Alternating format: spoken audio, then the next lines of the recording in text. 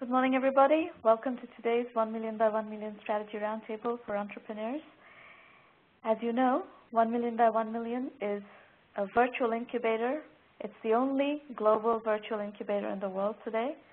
And our mission is to help 1 million entrepreneurs reach $1 million in annual revenue and beyond, and thereby help build $1 trillion of global GDP and 10 million jobs. This is our 166th roundtable. And we've been doing these free sessions for, almost 4 years. And at this point, for the last couple of years, we've done it on a weekly basis. We've really been here every week on Thursday morning Pacific time.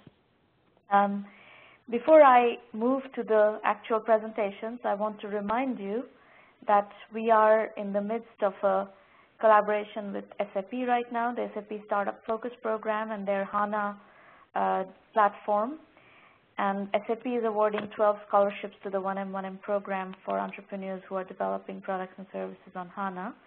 So the deadline for that application is April 19th. You're most welcome to apply if that fits your business. You will have a recording available of this roundtable on our blog as well as on our YouTube channel subsequently. We are live tweeting the show. You are very welcome to live tweet the show. If you're doing so, please use the hashtag 1M1M. And our handles are at 1M by 1M and at Sramana. You're welcome to follow those. If you want to subscribe to the YouTube channel, that URL is on the screen. It's 1M1M Roundtables. And we have recordings of all our roundtables as well as lots of cartoons and fun stuff.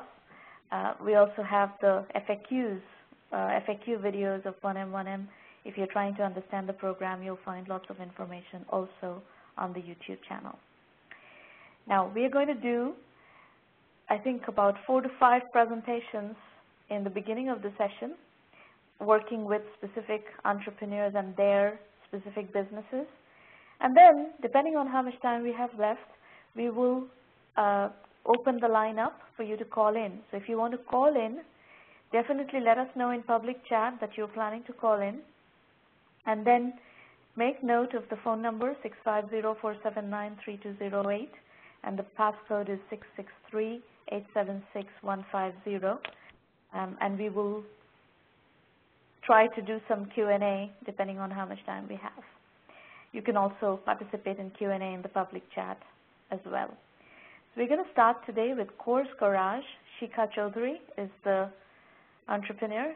Shikha, if you could please unmute your line and come tell us what you're doing with Course Garage, that would be great. Yeah. Hi, Sramana. Good morning. Can you hear me? I hear you. Your line is a little bit, it's got some static in the line. But go ahead. Let's see how you're doing. I'm doing good, thank you. How are you? Not a clear line. Is it any better now? Yes, it's much better now. What did you do? Oh, I just got my No, we can't hear you very well, Shikha. I don't think we can. If your line is like that, I don't think we'll be able to have you do the presentation. Is it better now? I'm kind of yelling at the top of my voice. Yeah, that is better. Okay, so shall we start? Yes, go ahead. Okay, so this company Course Garage, it is started by me and my brother.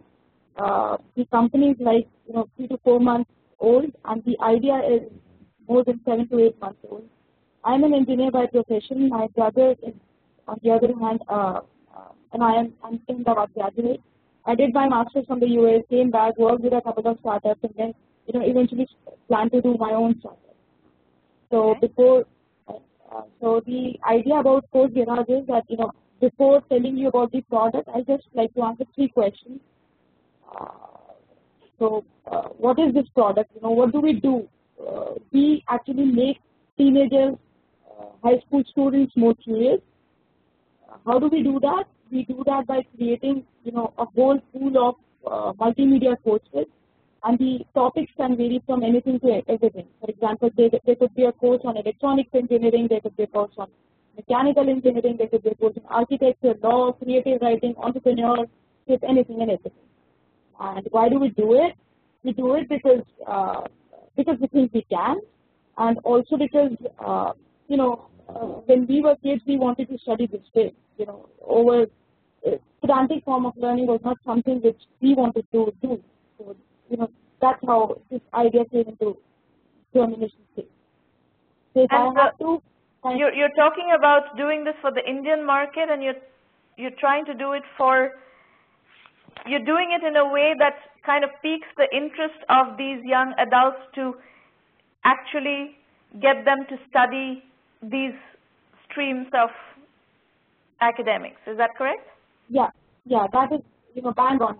That is absolutely correct. What happens in India is that when I was in standard 12, I didn't have any other option. Being an engineer is a de facto standard. And when I landed up in my college, I never knew anything about electronics engineering.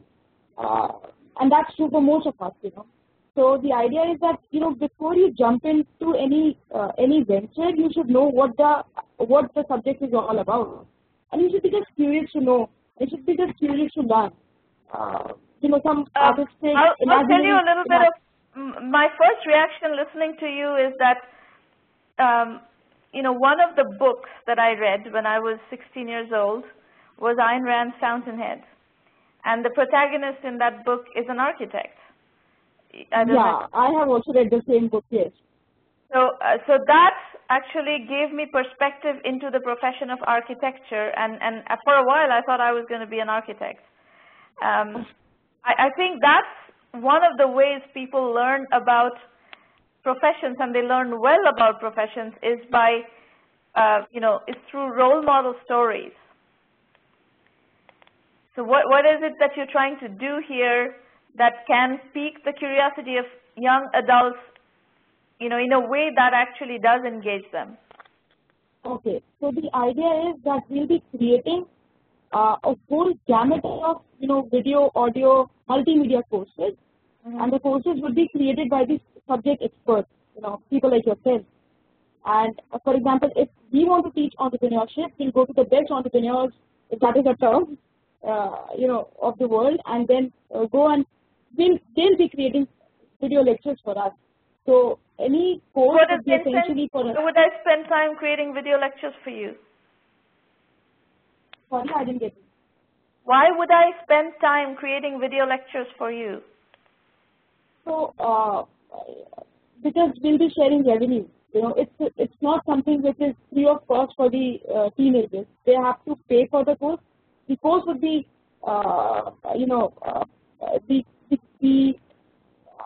it is a subscription-based model.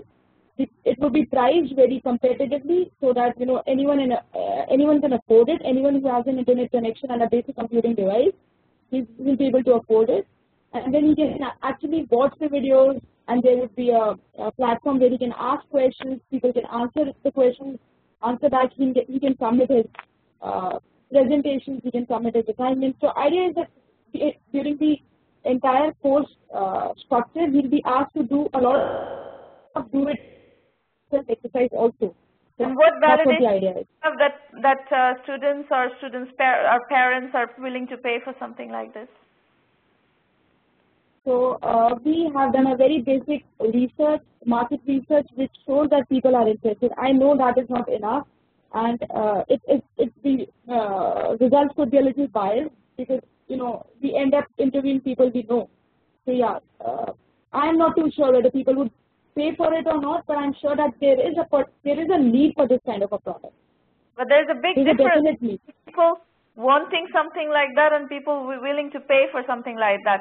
I'm not convinced that people are going to pay.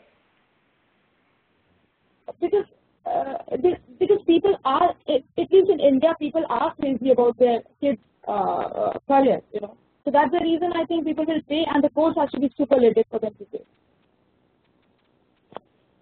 You better validate that, because the problem with entrepreneurship is that we constantly see business ideas that that are great ideas and you know, that are very creative, and people spend a lot of their time and energy and resources in building those, and then nobody is willing to pay for it. So our philosophy, and this is for everybody's consumption in the audience, is that you really have to validate your idea before we are going to encourage you to build anything. There are lots of assumptions here. You're making assumptions that somebody is going to create courses for you. I'm not sure if they will. No, actually, you know, just to give you a little heads up, we are talking with a lot of people. So there are, you know, a lot of partners whom we have tied up with, and it's on a revenue sharing model. So whatever we are earning, up 15 or 20% of that would be shared with them. That is based that there is a revenue model, which is not yet validated. Yeah. So, you know, our target segment is, there are two types of users, the users and the end customers. The parents are the end customers for us, who are eventually going to pay, and users are anyone who is, you know, a teenager essentially. And we would like to partner with schools, bookstores, you know, any stakeholder who would be, who is a stakeholder in kids' education. So we move to the next slide, please. So our strategy is that just to create a shout, we'll be conducting a lot of intra-school, inter-school, intercity, intra-city competitions. We'll be collaborating, as I mentioned, with schools and bookstores and personal tutors. We would be experimenting with social media marketing as well. And as last but not the least, you know, as best publicity would happen by the kids who would be satisfied with our product. So that those good kids would be our on-field. So we are planning to launch the product at a very, very competitive price, you know, something around $1,000 for the entire course, 1,000 rupees, I mean, something which we are targeting. Okay. So this is my LinkedIn profile and upload. So as I said, I'm not convinced that this is going to validate. You need a proper methodology. You need to follow the proper validation methodology to figure out whether people are actually going to pay for it or not. Okay. And you need to validate the other side as well, whether people are actually willing to create courses. Actually, you don't need that many courses, and you don't need that many people to create courses for you. You can focus on doing this yourself. I think by getting, you know, quote unquote experts to create courses for you, you're actually complicating your life. You should do the research and figure out how to create these courses yourselves, so that you have, and it doesn't need to be that complicated. These are courses. These are not full-fledged courses. That's right. So for electronics engineering, because I'm an electronics engineer, I am creating the course, and we are creating a course on law, for which we have already tied up. For reasons of confidentiality, I can't reveal the name, but there's a company which, you know, kind of teaches law courses to people, so we are tied up with them. But I'm telling you one thing, I don't think it's a law course that should be taught to these teenagers. Okay. A 16-year-old who wants to learn about architecture should be asked to go read The Fountainhead. That is going to be far more inspiring, far more intriguing, and far more interesting than, you know, some, you know, little course on architecture. So I think you need to think through what is going to appeal to your target audience. I think you're missing the mark on what piques the interest of young kids in going after a profession. It is not a course in law that is going to interest people. In fact, if you want an example of a law, you know, story, there is a very cool story by Sidney Sheldon called Rage of Angels. I think it's Rage of Angels, where the protagonist is a female criminal lawyer. That is another book that came across my threshold somehow in my teenage years, and I considered law as a profession as well, having read that book. But, you know, liking a profession is one thing, but knowing about the profession is another, right? I mean, all I'm trying to say here is that, for example, if a person wants to be a computer science engineer, he should at least know how to make an app, you know, a simple Android application. So absolutely not. Absolutely not. I completely disagree with that statement. Absolutely incorrect statement. Okay. I have studied computer science at absolute top-notch places. And until I went to college, I grew up in an India where there was absolutely no availability of computers. I had never programmed. I've never really used a computer. I took one computer course. It was a basic programming course where we did most of our programming on paper. It was a course of logic, if you could, if you will. And that did not prevent me from studying computer science at MIT. So I don't agree with your statement at all. So you better visit the premises on which you are trying to build this company. I don't think young people get inspired by mechanics. They get inspired by stories. All right, I think we need to move on. That's my feedback on your business. But it's, it's an interesting, I think the premise that there is need to explain to youngsters what various professions are and what are the opportunities in those professions, that's a correct premise. There is very little knowledge, but in the days of the internet, the level of knowledge is actually not that low for curious students. If you go to my blog, there's this interview with Anant Agarwal, who is the president of edX at MIT. The interview is titled, "I Want to Teach Engineering to a Billion." And in there, there's a story of a young kid, 15-year-old kid from New Delhi, who is studying edX courses, the circuits and electronics course at MIT. So if a kid is curious, they can learn. So maybe all you need to do in your little module is to provide the right pointers to the right places where they can learn. You don't need to reinvent the wheel. Right. Okay. Yeah. All right. Thank you. You're welcome. Is Manoj connected, or should we skip over? Maureen, can you tell me what's the plan with Manoj? All right, so we're going to skip over to the next presenter.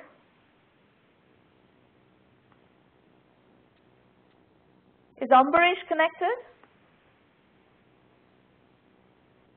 No? What is going on? Oh, this is Manoj's presentation.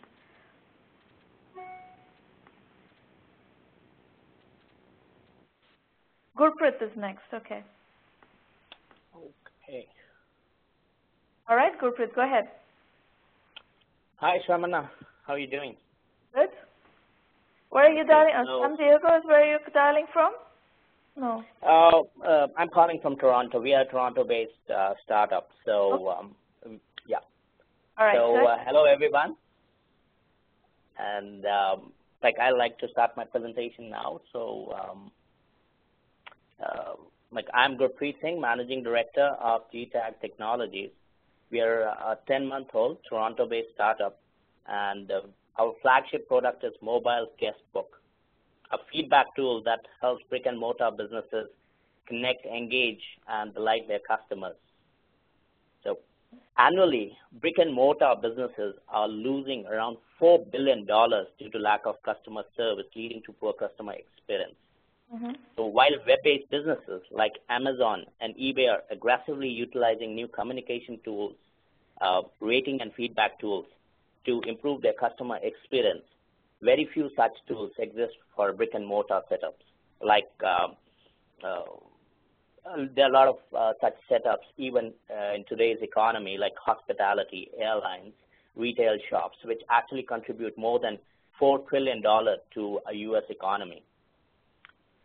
Based on our patent-pending technology, Mobile Guestbook has been designed to fill this gap by providing businesses with actionable feedback that is genuine and has been authenticated. Let's talk about how a Mobile Guestbook works.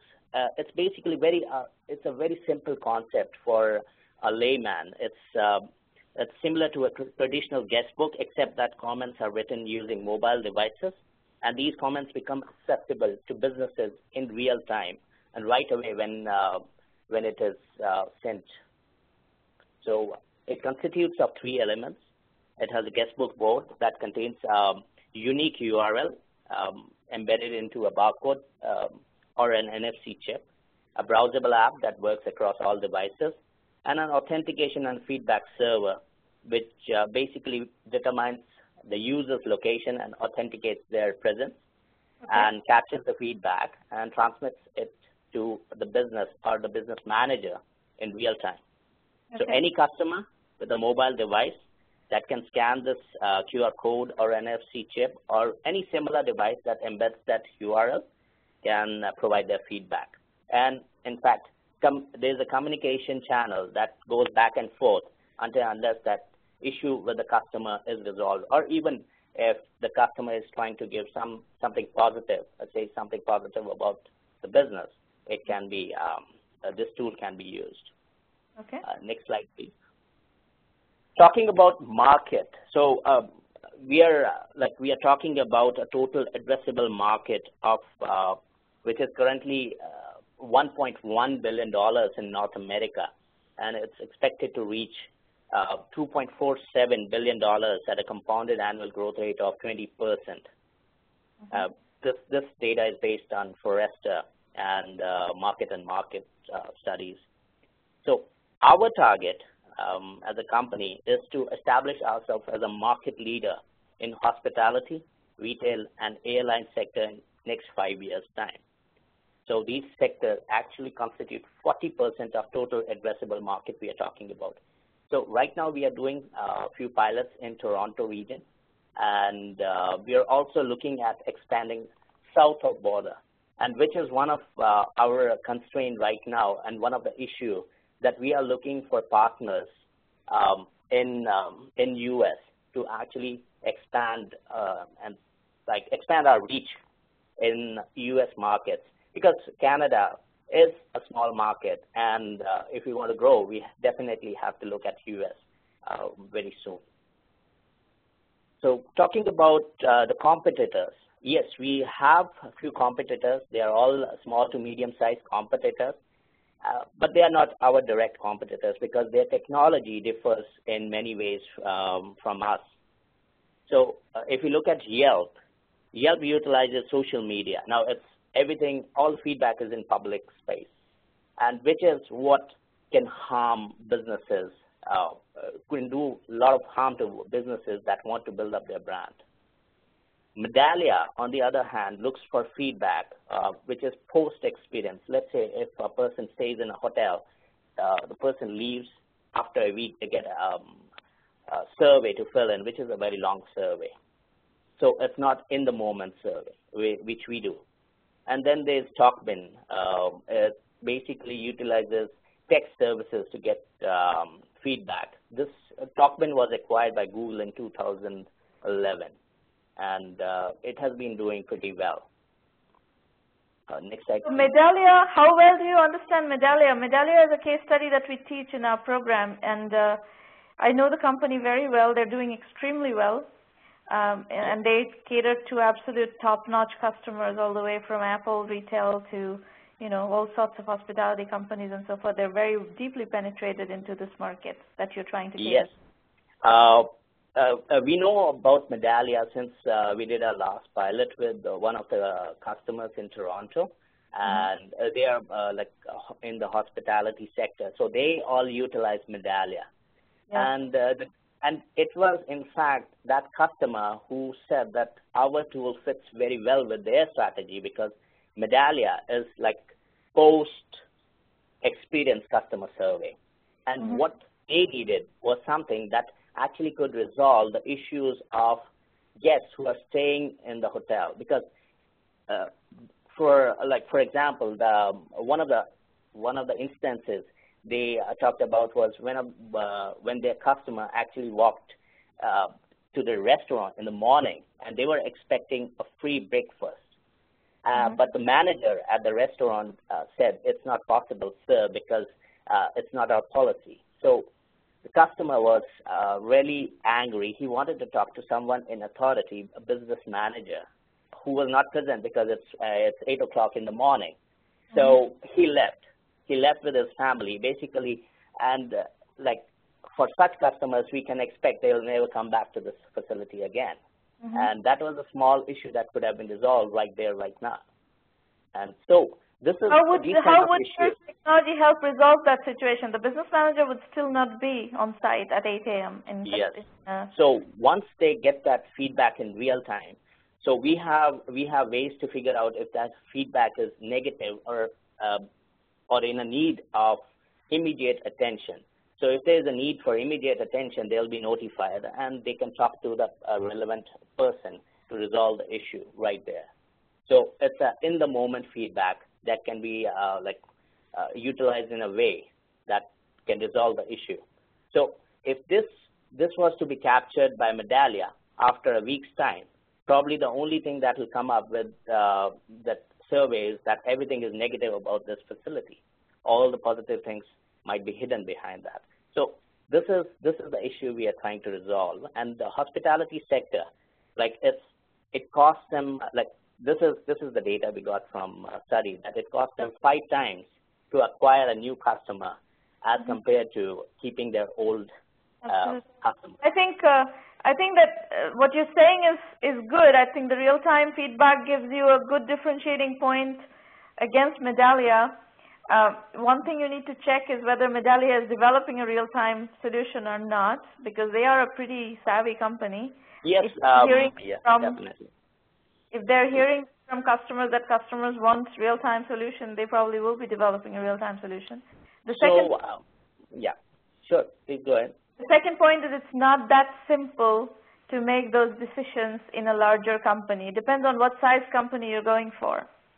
If your customer base is a large company and you're talking about negative feedback coming from various, hotels and various retail shops, I'm not sure if people change policies that quickly.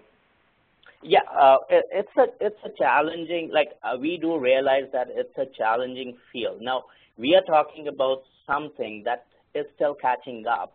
But again, the main reason we believe that it's going to be there in next few years because of all the reports that are coming up. They are saying that in North America, all the retail or brick and mortar businesses will turn into what you call as an experience hubs in near future if they want to survive the onslaught of all these retailers or e-retailers rather. Right. So the idea is to basically let them have this tool that empowers them to basically fight back and say, this is the experience that we provide, like Starbucks as compared to any other coffee shop. So Starbucks is able to provide that experience, and this experience will be only businesses will be able to provide that experience only if they have tools to do that, and this is one of the tools to help them. So I am actually very much in favor of your pursuing this market because I think there is an interesting opportunity there. However, acknowledge the fact that it is complex because you're expecting every single person walking in through the door to download an app to give feedback to that company, and that's not. Yeah, actually, that's the good part. That's the good part about this, that you don't need to download anything or even provide your personal information. You can do it anonymously. And you can do it just on the basis that you have a Wi-Fi connection or connectivity, which is now all pervasive at least in US and Canada. So you just need an internet connection on your mobile device to do that. So authentication is where to go to give this feedback. Yeah, so we have this what you call as the guest book board installed at strategic locations in the brick and mortar facility. And they will see it. They'll realize, nowadays what some companies, including Walmart, is doing, they're putting their manager's photograph picture near the exit with a phone number, saying that, why don't you call manager if you faced any issue or if you want to give some positive comments or if you have anything to share with us. Wait, I think I think you've explained what you're trying to do. The best people to guide you on what their needs are and what their policies are going to be your customers. For me, it's just I'm just thinking through this, thinking out aloud with your strategy, but where are you positioning this? Is it enterprise customers, large enterprises?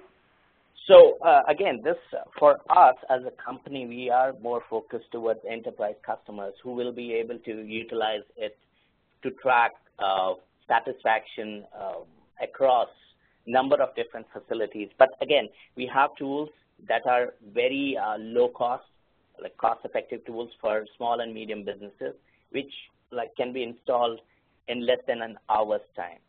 So that is right now our focus is again on small and medium businesses because we are trying to build up our brand, and hopefully within next few months we'll be able to get to enterprise customers, the larger ones.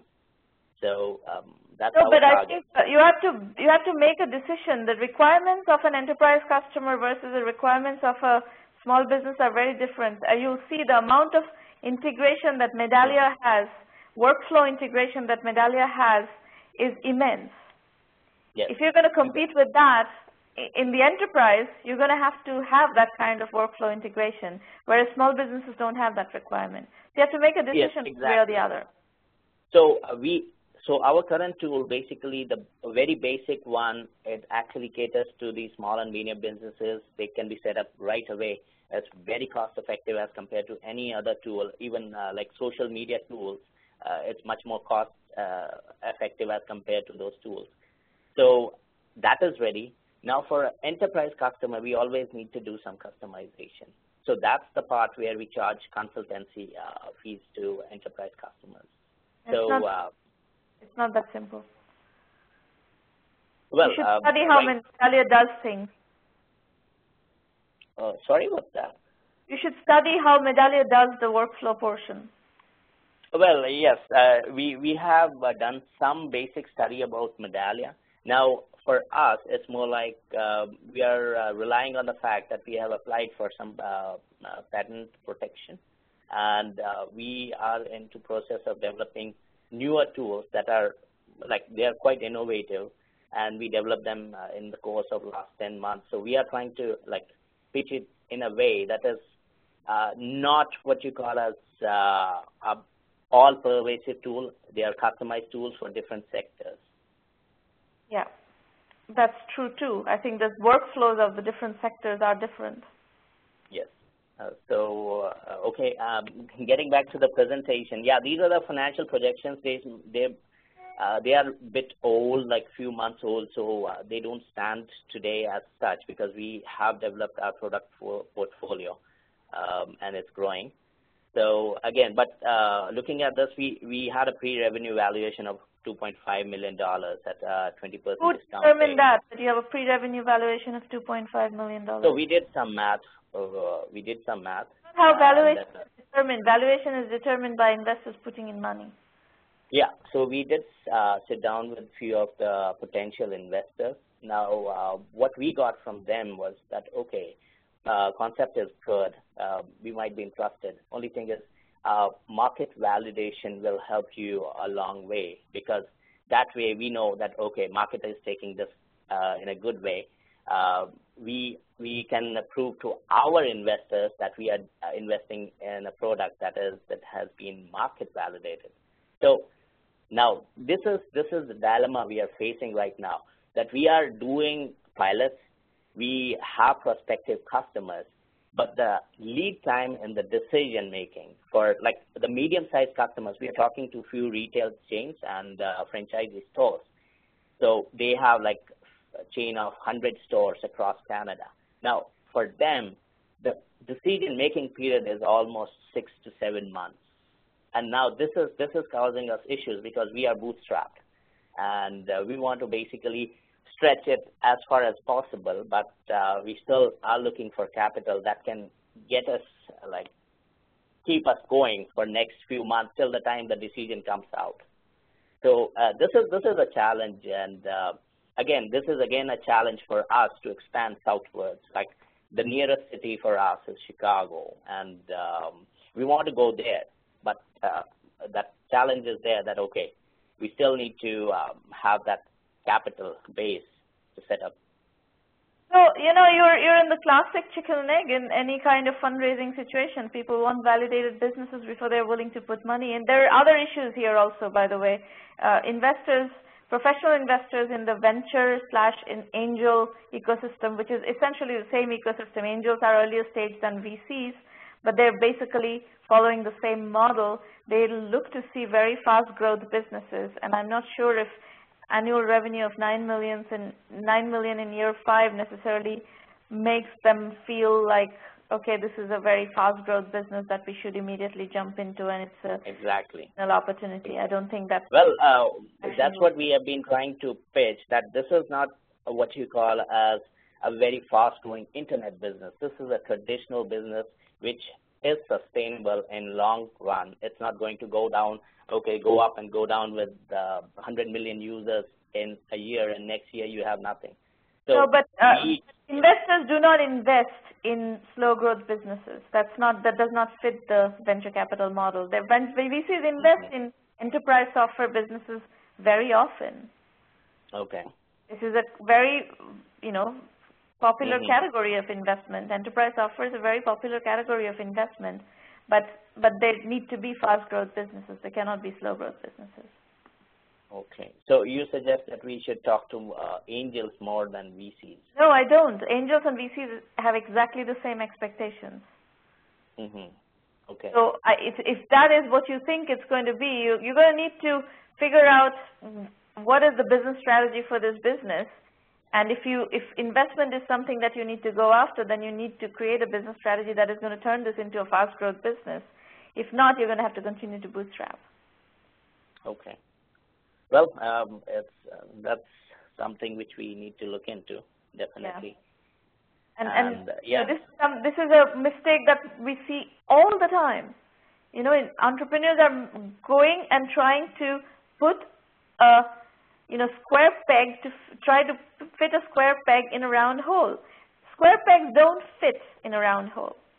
You have to understand what are the requirements of angels and VCs, and unless you fit those requirements, you will never you're wasting your time basically on angels and VCs. Well, our focus since last 3 months have not been any of the investment, although we just that is good. You should focus on customers and get as much customer validation and get to as much revenue as possible, as quickly as possible. Yeah. And in due course, that gives you the maximum leverage. And over the course of that process, as you learn more about customers and get yourself to a sustainable position, the options of investment are going to open up, because once you are validated, you have a better idea about how to accelerate that business, how to create a high growth business out of that. But the process, the initial process needs to really focus on customers and revenue. Yeah.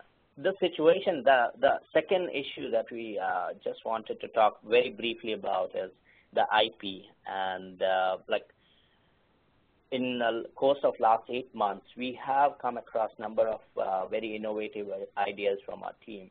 And we are pursuing 2 more ideas, which is just on the, it's expanding on whatever we are doing right now. So, and we realize that even filing for IP, it's it can be really you can expect a lot of resources going into that. So that's something that we want to do, and we are not able to. Put focus on customers. As far as I'm concerned, this is my personal business building strategy. Is I don't really waste time on IP, because in software, IP is hardly ever defensible unless you have something very unique and very defensible. Okay. If it's not something highly defensible and highly unique, which often we see, algorithms or specific,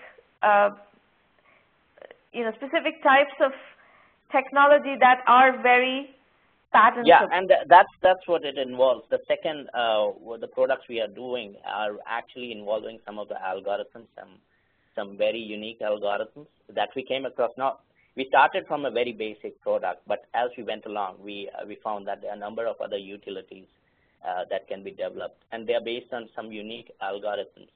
So again, not going too deep into that because it's a completely separate presentation. So that's one of the challenges we are facing right now. That okay, we have some ideas, we want to get them going. It's like we are but not more able. than anything else, get customers going.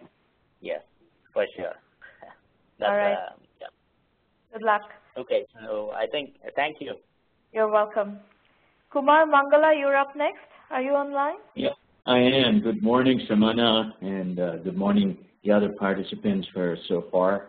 Sramana, I want to thank you for this opportunity. My name is Kumar Mangala, and I'm with MadGigs, which we launched. Should I dive right into it, Sramana? Yeah, please, go ahead. Okay.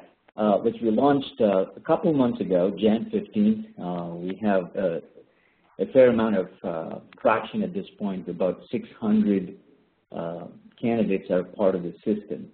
MadGigs is essentially a reputation ranking platform for IT professionals.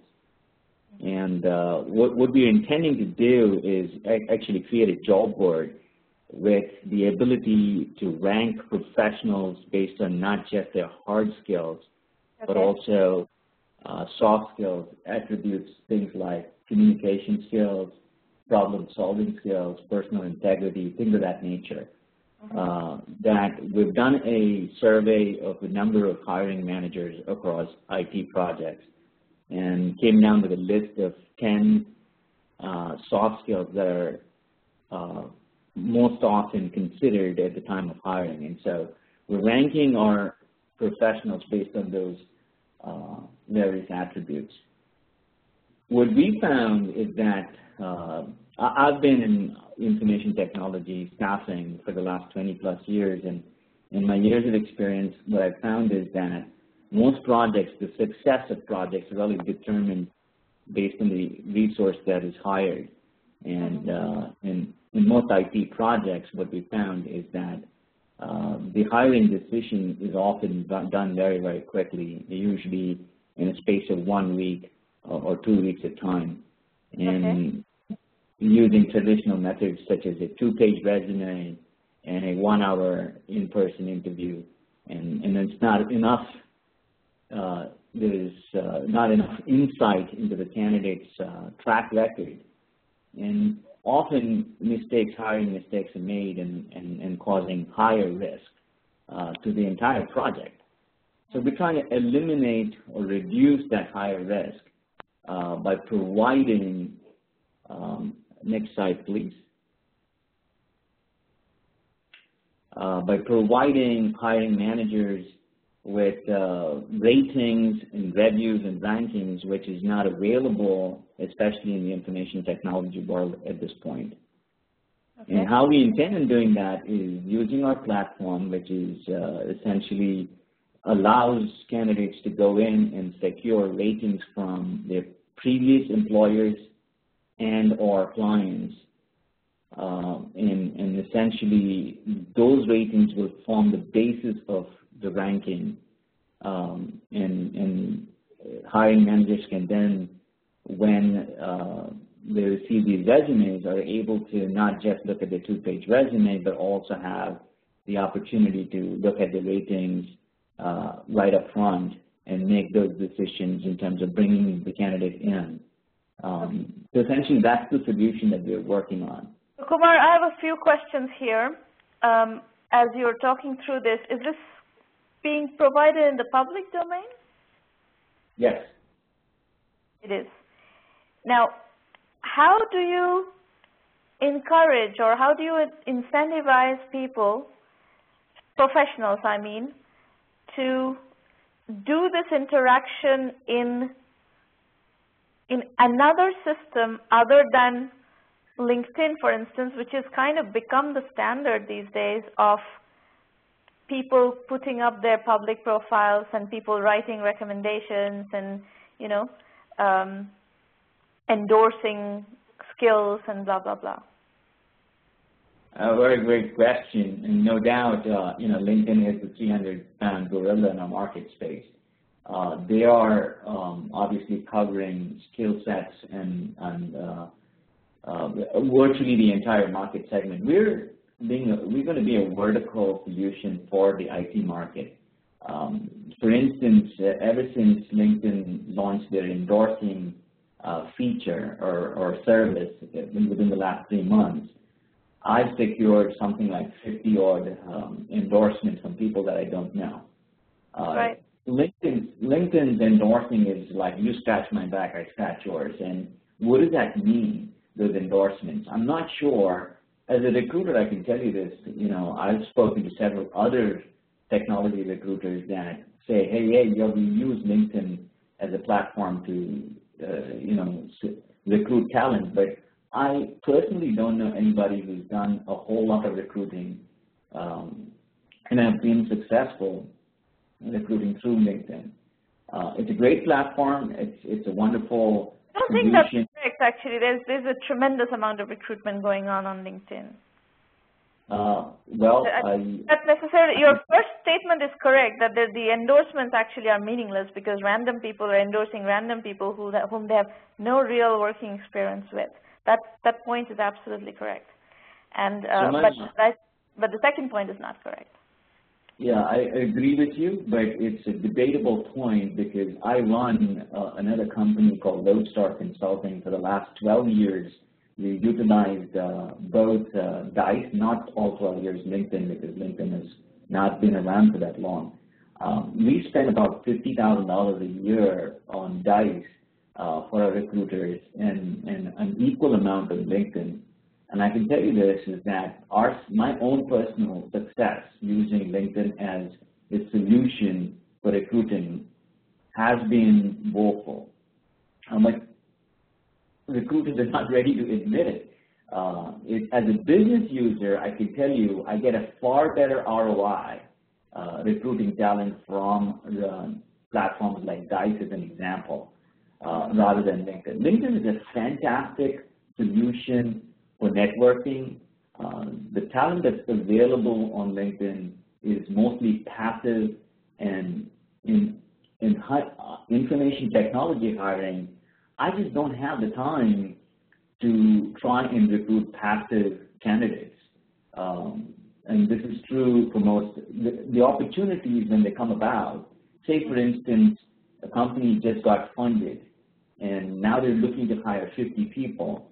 They don't have the time to pitch these 50 people over the next 6 months. We need to form the team yesterday. So the way LinkedIn tends to fail, in my view, is that there isn't a sufficient pool of active talent existing on LinkedIn like DICE does. LinkedIn, however, is evolving into this massive job board, which I think down the road might change the situation. But this is my personal and professional opinion about LinkedIn as a job board for IT talent. But I agree with you that they generate more than 50% of their close to $1 billion revenues from recruiting. Yeah. So they are going to be a major competitor for a solution such as NADGIGS. But I think we believe the market is big enough for more than 4 or 5 successful players. And I don't view them necessarily as competition because we're focusing ourselves on a very, very vertical niche within the information technology space. And even further in the space is what we're looking for is essentially in the enterprise software space. Now, IT itself is a very, very broad sector. We want to focus only on the enterprise software segment, at least for now. Okay. This is a little bit about our product. Essentially, a candidate can come in. It's free for them, and it will always be free for them to come in and create their profile and secure ratings. The ratings itself that go up will go instantly as soon as a candidate secures a rating from a client or an employer. However, those ratings will be flagged with a red flag that it's not yet been verified by NADGIGS. NADGIGS intends on verifying every single rating so that unlike the endorsements on LinkedIn, a hiring manager could really depend on the fact that those ratings have been verified. And like I mentioned, the ratings are not. How do you do that? Is that something that has to be a manual process of verification? Absolutely. It's actually a two-step process. The first step is, in fact, the collection of the data itself. We prevent at the very source of securing and we don't allow, the rating goes out to a secure web link.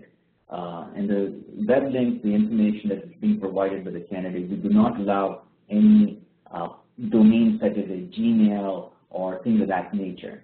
We're only asking them to provide emails that belong to a corporate entity. So for instance, if somebody was working at Coca-Cola previously, you can only secure a rating from a manager who has a Coca-Cola email and not a Hotmail or a Gmail email. So that's the first step. The second step is for us to actually personally verify the rating itself. Because this is, as you can imagine, a very, very massive effort, we will only be rating the top 10% of any skill set. The rest of those skill sets will remain as unverified by managers. How does that scale? I'm not sure how this will scale. In terms of the manual verification process, you mean? Unless you can figure out some way to create verification technologically, I don't think this is going to scale.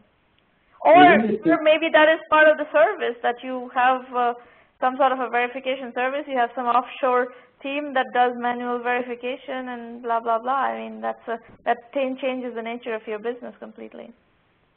Absolutely. It is actually, we are increasing the level of the threshold for other companies providing such a service. We're actually at a point where we're going to sign up with a partnership with an agency that provides background checks. What we intend to do is also incorporate in our solution. A background check, it has nothing to do with background check. No, I'm saying in addition to the information that is being provided, so you not just would have a resume, you would not just have ratings and references, but also there will be an access to a background check. So a hiring manager who's hiring somebody, as an example, very recently, we went through the entire process of selecting a candidate. In fact, at the end, after the client selected the candidate, then we perform a background check to find out that the candidate was actually not someone who had a previous criminal background. It wasted a bunch of time for everybody. I feel that if this information can be available to hiring managers well before the actual selection process starts, it saves a lot of time for everybody. So we're partnering with this company that provides background checks, and we would provide that information up front rather than later on. It is an intensive effort, but it's an outsourced effort, and this organization has been in the business of providing background checks for the last 15, 20 years. Yeah, I think that's solving a different problem than what you started out with. Background checks, maybe, you know, what you describe is kind of a corner case, but okay, I've granted that that's something that you may want to provide in the hiring process, but the real value proposition that you started off with is actual feedback from previous managers. You're absolutely right. That is where I think there is, I'm not sure if that's scalable. Okay. And I'll take that under advisement. And I agree with you, it's a significant amount of effort. And the way we are tackling that is with the 80-20 principle. You need to think through the operational angle of that, that effort, and then you need to think about what that does to your pricing model and business model. What would it cost to deliver that kind of verification and that kind of, you know. So there's an overhead to providing that level of service, and then you're going to have to see if that significantly raises the cost of the service. Is the market willing to tolerate that? Right. I agree. I think there is a cost of providing such a service, and we have considered options which could automate and algorithmize some of the checks. But I do believe, based on the baggage that I have, that not all of the background checks can be done, through an algorithm rather than, having an actual manual intervention. And if that is the case, then your answer is that you're going to need some sort of a team, offshore team or something that does that. It's a business process outsourcing of sorts that Absolutely. You're going to need to layer into your service, and people do that. That's a fine business, but that you need to think about the business with that as part of the operational plan. Absolutely. At this point, we are doing it manually ourselves, but you're right. As things ramp up, it'll be a significant amount of investment in terms of team. And I do believe that there is enough market opportunity for us to. I think the business model justifies in that kind of an investment. The overall market size over here is basically the IT staffing market is just the staffing alone is about $20 billion size market. So it's a fairly large market.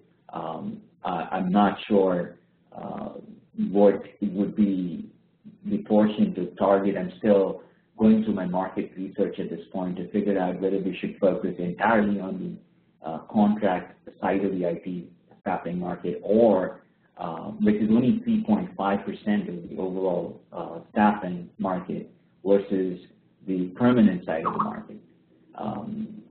Like I said, I'm still doing my research on it, and I hope to figure out what should we be targeting at this point. Right now, the focus is really to generate as many as possible of these candidate buyers in our database. And I'm going to let the business model sort of evolve. So as far as market size is concerned, our philosophy in 1M is that we believe in bottom-up market analysis. So this is all kind of swinging, taking swags in the air and trying to figure out something, in the air. This doesn't help anybody. You need to go really create a bottom-up analysis of what really your market looks like. Okay. Now, is it possible you can give me an idea of what that means when you say bottom-up? Yes, but it's going to take me a long time. We teach a whole module on bottom-up TAM analysis. Okay. I will talk about, I want to finish your presentation, do some more Q&A, then I will spend time at the end of the session on how to use the 1M program, on filling these kinds of gaps where you don't understand what is fundable, what is not fundable, which came up earlier in the presentation. In your case, the market sizing issue is coming up. We teach all of this stuff, and I will talk about that later in the program. Appreciate that. Well, before jumping into this business model, I do envision that we run MadGigs as a premium model at least for the next 24 months. These were numbers that, to eventually describe what the business model will be like. And hence, I put this information here, but I don't envision that we will have these aspects going live for at least another 24 months. But I expect to raise revenue for MadGigs through job postings and recruiting fees, and that's, I believe, our business model. Okay. Next slide, please. Another differentiator is that we also will be first in history to promote Techie Awards, essentially leveraging the ratings and the rankings to host an annual Techie Awards. I'm not sure if 2013 will have a sufficient base yet to have one, but the current site, we have the cutoff date of April 15th, where candidates need to come in and create their profiles.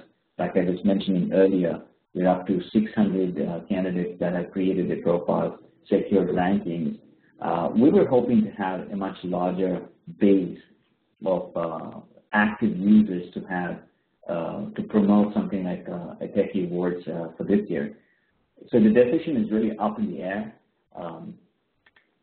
in terms of being able to. The base question that you need to answer is that why would techies want to put up their profiles on your system, because right now part of the problem we all have is that how many places are we going to put up profiles?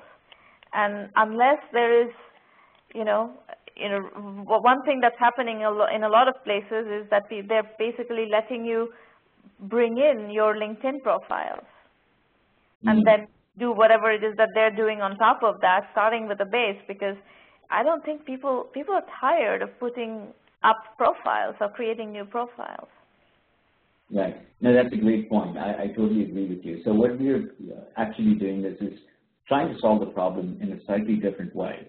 What we're offering is employers across the U.S. You will find employers complaining about how difficult it is to attract talent right now, especially good IT talent. So what we're offering is we have a database of over 80,000 IT professionals that we've secured over time. What we're offering our clients, anybody who's interested, is a free job posting, and essentially we will circulate those jobs directly to that base of 80,000 professionals. Any candidate who wants to apply to a job on MadGigs has to secure at least one rating to be able to apply to the particular position. So the idea is that not only do you need to create a profile, but also secure the rating to be able to apply for an opportunity. For clients, why this is important is they don't want to get, while the paradoxical situation is that there's not enough talent available, there's also, when a job posting goes out, the employers are receiving, hundreds of resumes that are not relevant. And therefore, what we're hoping is that it's a solution for employers to receive just the relevant candidates by gating each job posting, and in turn, it helps building our database of candidates inside the system itself. That's how we so I mean, another thing that you need to think about is how much adoption barrier can your system tolerate? What do people need to do to get going, and otherwise you're going to lose people and they're not going to be active users, because you're operating in a highly competitive market on both sides, both on the employer side and on the candidate side, and getting their attention and getting them to work with you is not going to be easy. All right, I think I'm going to need to move on to the next part of the session. So, we obviously, any business, we could continue spending days brainstorming and fine-tuning your strategy, but that's not what we do in these sessions. I hope I've given you some feedback that's going to help you, think about your business, and I'll spend some more time later explaining how you can use the program to really fine-tune your business, and that's where we've created the real resources. I will point you to that in a minute. But let me call for whoever is interested in calling in to the phone and discussing whatever in 5 quick minutes, discussing your business. So I believe Pinky has already called in. Yeah, hi, this is Pinky. Yeah, go ahead. Hi, how are you? I'm good. Okay, so, well, I have a business, not a business, but a website since 2006. It's called pronouncenames.com. And like right now I'm getting about 750,000 users a month, like unique users a month. Thing is that I had just started as a gimmick website initially, but now I'm seeing that a lot of people send me use cases which are very surprising, and also people like Bank of America, eBay, Wells Fargo, all these businesses are using my website. And not only that, I'm also finding like a lot of similar websites are coming up right after I started. So now I wanted to know, like, what exactly can I do with this website, right? Like, does it have any potential, or like where exactly should I be going with this website? So I was wondering if I join your program, then will you guys be able to help me to take it to the next level, or just, of course. So what is the business again? I mean, do you monetize this somehow? 750,000 users. Are you monetizing? Yes, I do. Right. So the website is Pronounce Names, as it says, right? So it helps people to pronounce names. What it does is that you can go and submit the pronunciation of your name. You can also request the pronunciation of a name that you do not know. And then, of course, you can look up the pronunciation that we already have in our database, right? Plus, you can also enter first name, last name, like origin and additional information and alternate spellings, etc. of the name, right? So that you have complete information of a name that you're looking for. That is basically what I started out with, right? Okay. And monetization right now is Google AdWords, and we also have a YouTube channel, and we also have an Android app. Okay. And what scale at which you're monetizing right now based on those? So right now I'm just making like $1,000 a month. That's all I'm making because I've not really done much about it, but now I'm kind of getting serious about this website. And I have many ideas of like what it can be done. For example, Salesforce.com or LinkedIn, etc. You know, we can partner because I have each and every name phonetically spelled. Like usually when you hear somebody say the name, you don't usually understand. You have to many times read it up, right? For example, Chinese or even Indian names, right? Long names. So I also have phonetically spelled each name. So I'm thinking that perhaps, you know, it would make more sense for me to have an API and then partner with all these different companies who are into sales, right? Sales and marketing. Yeah. And you're saying that you are already getting some traffic from Bank of America and so forth, so that's probably from their call center. So yes, I think if you have 250,000 users coming in, there's some, you can't monetize all of it, but there's some degree of monetization, especially on the B2B side, that definitely is viable, and you should, we will be able to help you do that for sure.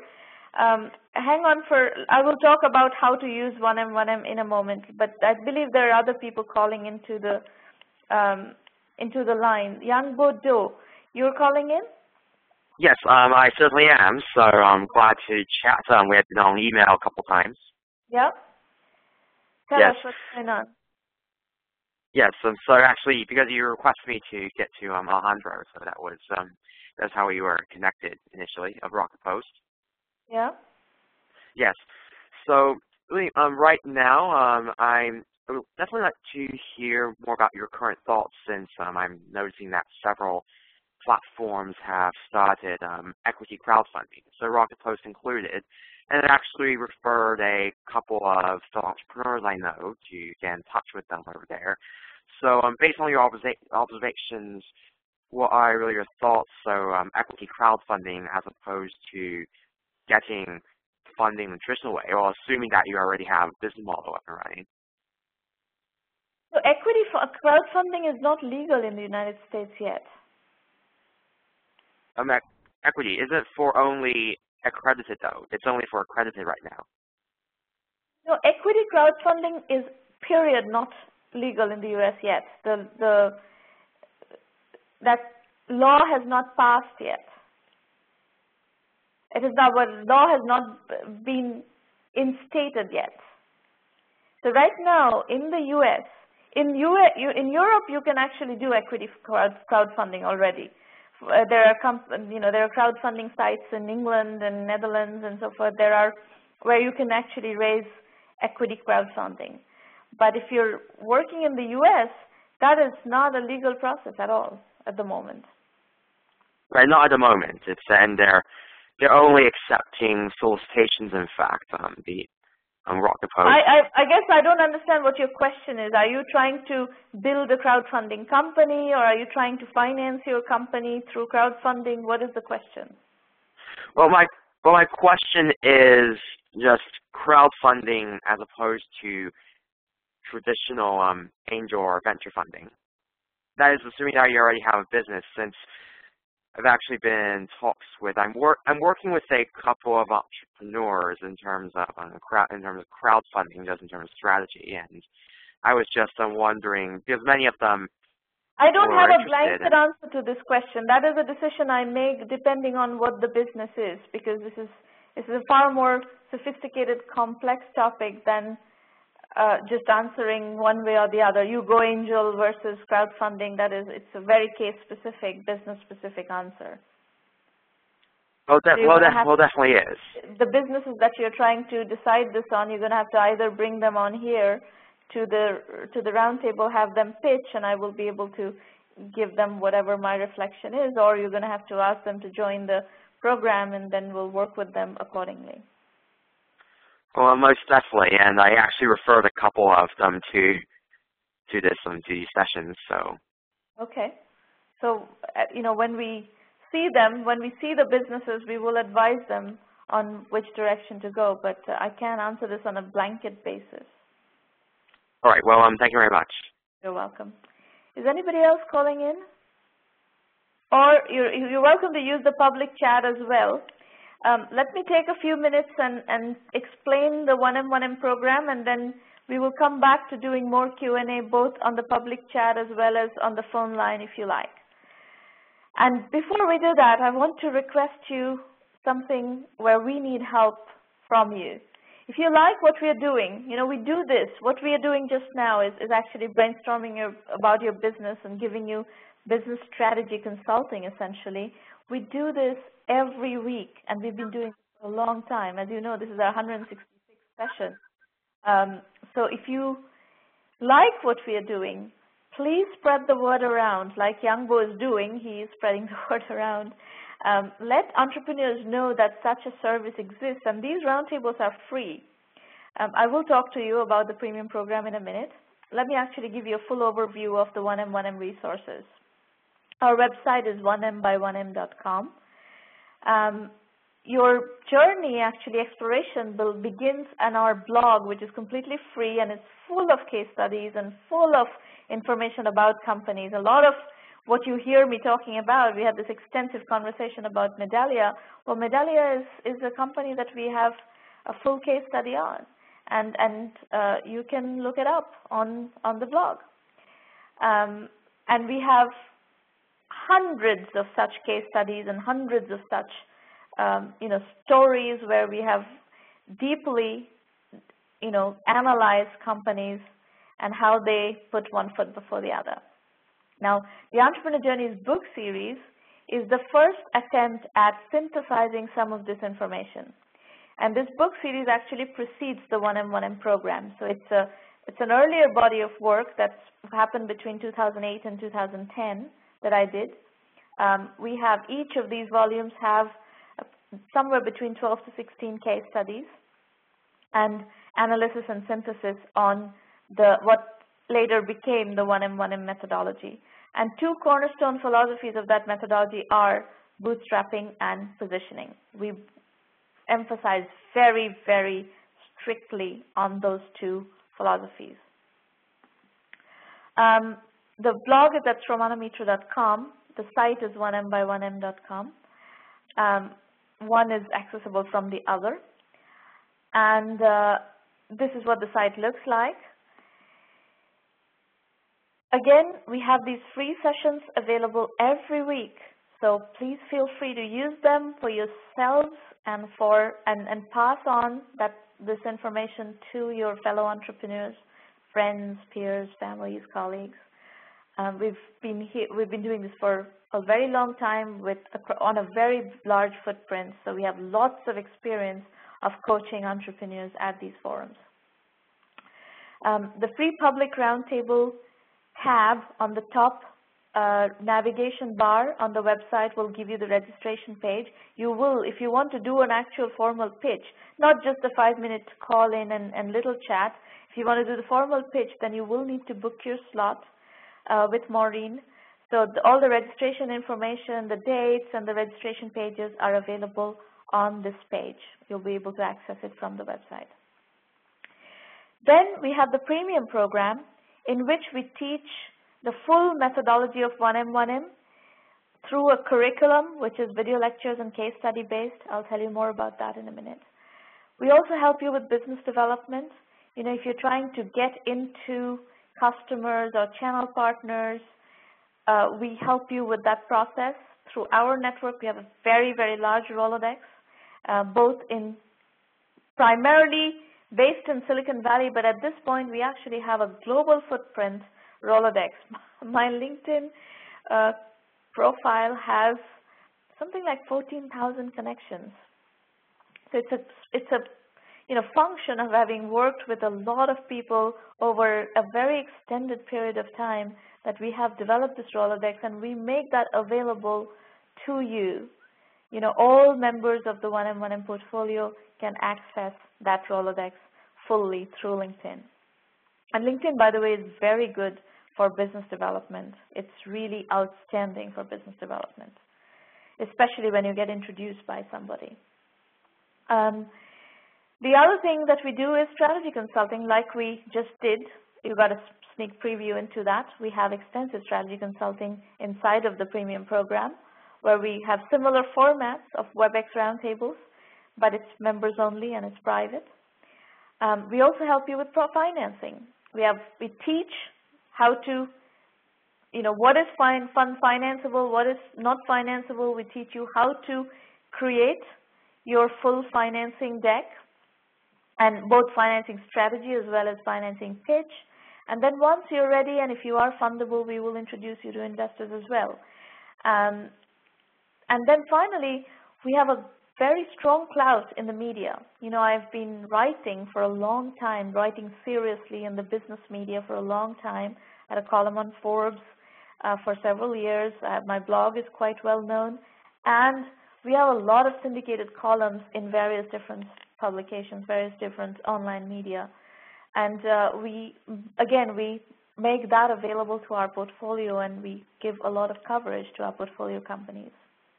So that is all part of the $1,000 annual membership fee. So you can access every single bit of that and unlimited access to that through the premium program, which is an annual membership-based program.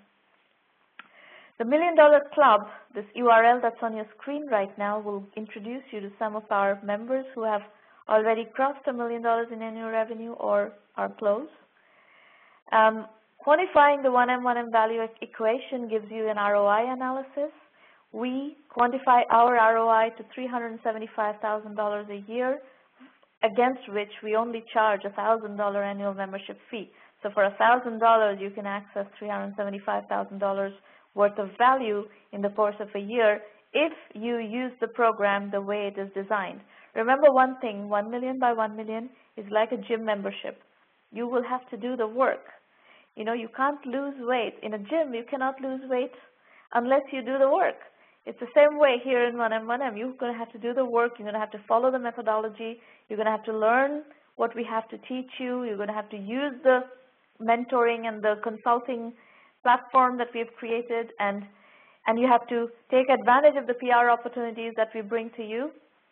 So all that will require active engagement on your part, but if you do engage actively, we are absolutely 100% confident that we will be able to deliver immense amounts of value to you because we are doing it as we speak.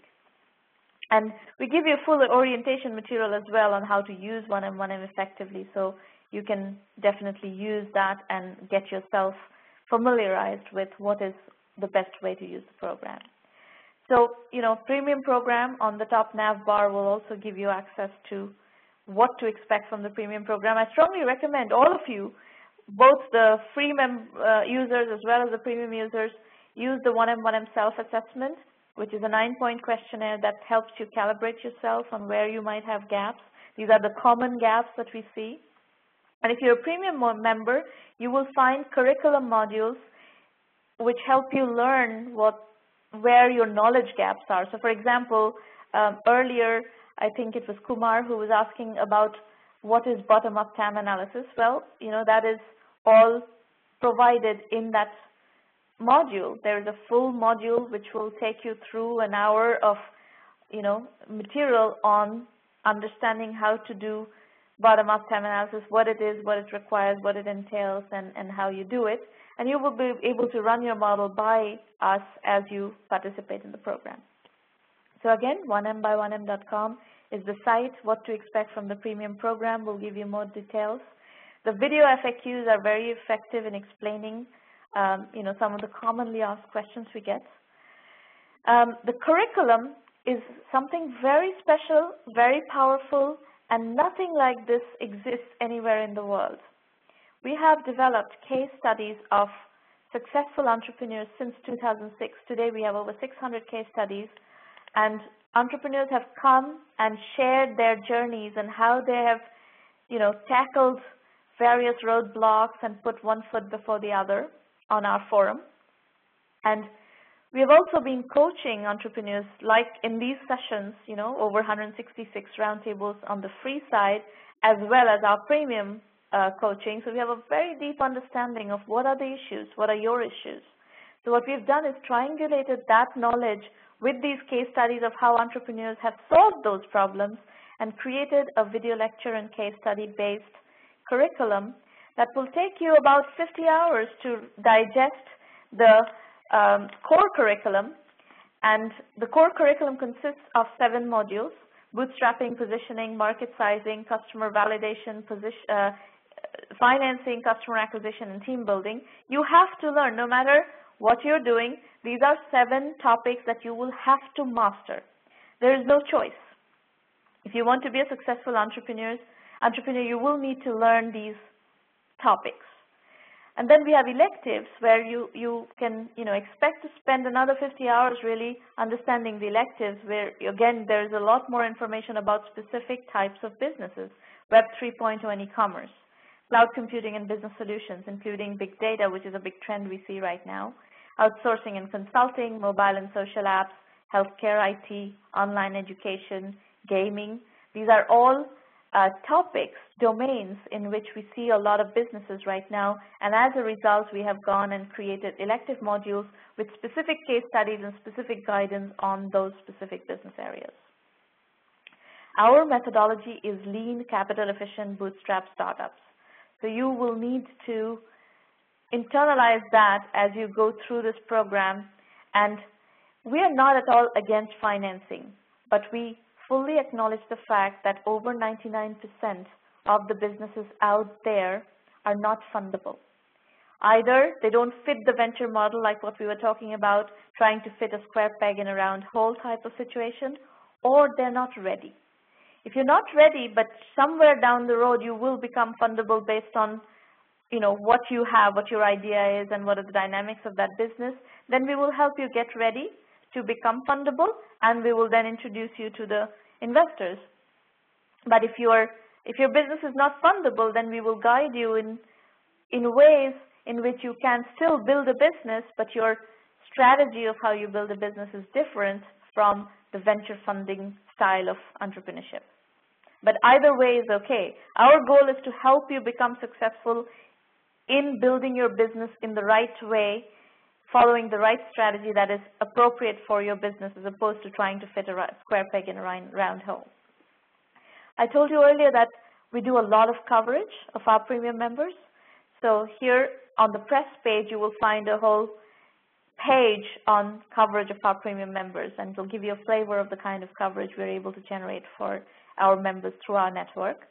And then we also give access to our social media channel, which is quite comprehensive. We have something like 7,500 plus members on Twitter, followers on Twitter, something like 16,000 followers on Facebook, 14,000 connections on LinkedIn, and we have a channel, a full social media channel that we run, and we give our members access to promote their products and services through that channel. So that's another, part of the visibility value proposition that we bring as part of the program. And then there are various types of coverage that we do. We have an incubation radar series. Every year we provide an incubation radar series where you can get featured, and a lot of investors monitor this series. A lot of potential customers, acquirers monitor this series. Incubation radar is for companies that are below 1 million, and if you've crossed 1 million, we have the deal radar series for companies that are above 1 million in revenue. So that gives you an overview of what we do, how we do it. Any questions, feel free to ask in the public chat. Make sure you set your public chat to send to all participants. That way everybody can see your questions and comments, and of course I will be able to see that and answer as well. While you're doing that, we do have an affiliate program. So if you're an entrepreneurship development organization, we can also partner with you. We partner with the various types of organizations, entrepreneurship development organizations around the world, and you're very welcome to become a partner. We pay 10% affiliate commission. Every week, March, April, every week we have roundtables. These are the dates. Every Thursday, 8 a.m. Pacific time, essentially, is when we have these free roundtables. Another pointer, if you're looking for an idea to build on, let's say you want to be an entrepreneur, you haven't yet zeroed in on your idea, a great brainstorming book would be Vision India 2020 if you're looking at either India as your base or India as your back end, or some developing country. There's a lot of entrepreneurship activity right now in the developing countries. And this book essentially is a development economics type of approach to entrepreneurship, but there are $45 billion ideas across various different domains, and you're welcome to take any of them and build upon it. Reminder, SAP Startup Focus Scholarships are already taking applications. Application deadline is April 19th. You need to be building on the HANA platform to qualify for this. And if you want to dial in, the call number is 650-479-3208. We'll have a little bit more time for Q&A, not a whole lot more. 663-876-150 is the access code. And as Maureen is telling you in the public chat, if you want to talk to someone about joining the 1M1M program, Irina Patterson is your contact. Her phone number is 786-301-2458. Her email is irina@1mby1m.com, and her Skype is irina_Patterson. Okay, let's look at the public chat and see what's going on here.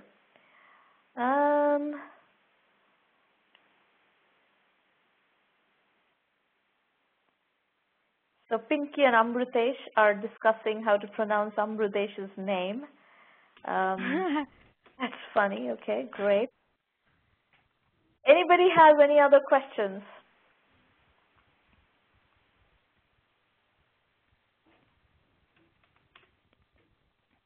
Satish has a question. Go ahead, Satish.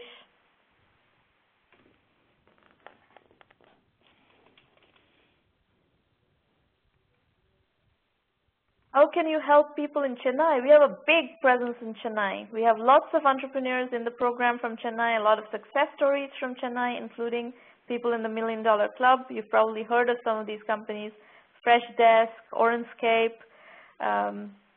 Ajit Narayanan is doing Avaz, this iPad app for autism, also in Chennai. So, everybody from anywhere in the world is welcome to this program. And this is, by the way, one of the great differentiators of the 1M1M program is anyone from anywhere in the world can join and use this program. We are the first time that the tribal knowledge of Silicon Valley and of, knowledge that sits in the head of entrepreneurs, successful entrepreneurs, has been institutionalized to a large extent so that aspiring entrepreneurs and young entrepreneurs, young practicing entrepreneurs or first-time entrepreneurs can use that to learn and leverage that knowledge. Anybody else?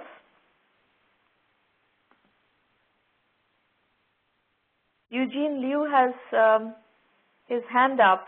Please feel free to go ahead and ask your question.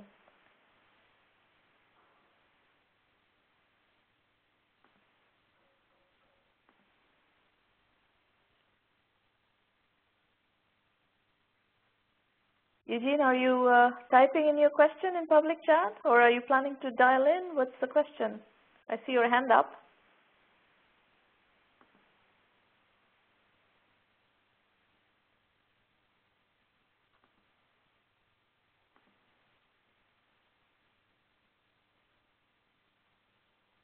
No? All right. Anybody else? Any other questions, comments? Anything else you want to discuss?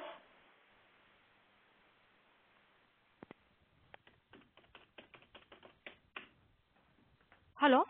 Yes? Yeah, hi, Sramana, Pinky here. Yeah? Hi, so coming back to my original question, so what is the next step? Should I just go and enroll into your program and then we can begin work on the website, or what is the next step for me now? Yes, that's pretty much the best way to work with us. Okay, and so and right. as you enroll into the program, you will have access to the full curriculum. You will need to start, using the curriculum and learning the methodology and using the interactive sessions like these. We have premium members only sessions, and start participating in those and coming and asking for help there. Okay, sounds good. Thank you very much. You're very welcome. Anybody else? Any other questions? We are almost at the end of the time. It's 9:29 a.m. We try to close by 9:30. All right. Well, if there's no other question, then goodbye, everybody. We'll see you back here hopefully next week. And don't forget to pass the word around. Bye.